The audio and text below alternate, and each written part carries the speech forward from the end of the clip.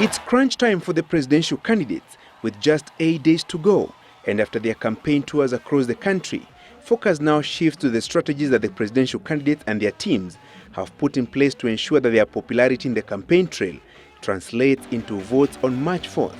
Opinion poll results by the three national pollsters, Ipsos Synovate, Strategic PR and InfoTrack Harris, indicate that the presidential election will be a neck-and-neck contest, prompting the presidential contenders to engage the overdrive in voter turnout mobilization efforts. We have put in place a very elaborate framework that would ensure that all the voters who registered in our strongholds turn out to vote.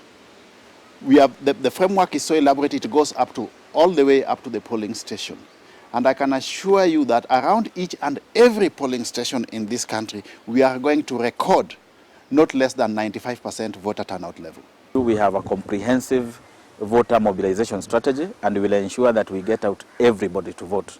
In terms of the percentage that we expect will come out in our areas, we are going to mobilize 100%. The Coalition for Reforms and Democracy CORD has already established a voter mobilization lobby group to ensure that all registered voters supporting Odinga's bid turn up on the D-Day.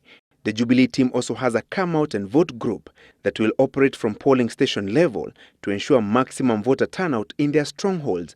All these efforts in a bid to meet the constitution threshold that requires a winning presidential candidate to garner more than 50% of the presidential votes that will be cast, as well as at least 25% of the votes cast in 24 out of 47 counties. But the message we are delivering to Kenyans that this is Kenya's moment. It is a turnaround time in the history of this country. And each and everyone has to be part and parcel of this change process. We have a formula where we have mapped out our support everywhere, so that our Get Out the Vote campaign is not just based on our strongholds. It's also based on the swing areas and even in the areas perceived to be the strongholds of our opponents, so that we know exactly who we are getting out to vote. The final roll of voters prepared by the electoral body IEBC indicates that there are 14.3 million registered voters, with Rift Valley, Central and Eastern provinces leading the pack. But if the past voting trends are anything to go by, focus will be on dealing with voter apathy and ensuring maximum voter turnout on March 4th. During the hotly contested 2007 presidential poll, slightly above 9.8 million votes were cast. Out of the then total voter population of 14.2 million, this translated to a 69.9 voter turnout. In the 2002 general election, where KANU's 4-decade rule was brought to a halt by NAC's Mwai Kibaki, 5.9 million registered voters turned up to vote, out of the 10.4 million Kenyans who were on the voter register. The 1997 general election registered the largest voter turnout in Kenya's electoral history at 83.8%. 4.2 million registered voters cast their ballots out of the 5.1 million voters whose names were on the voter register.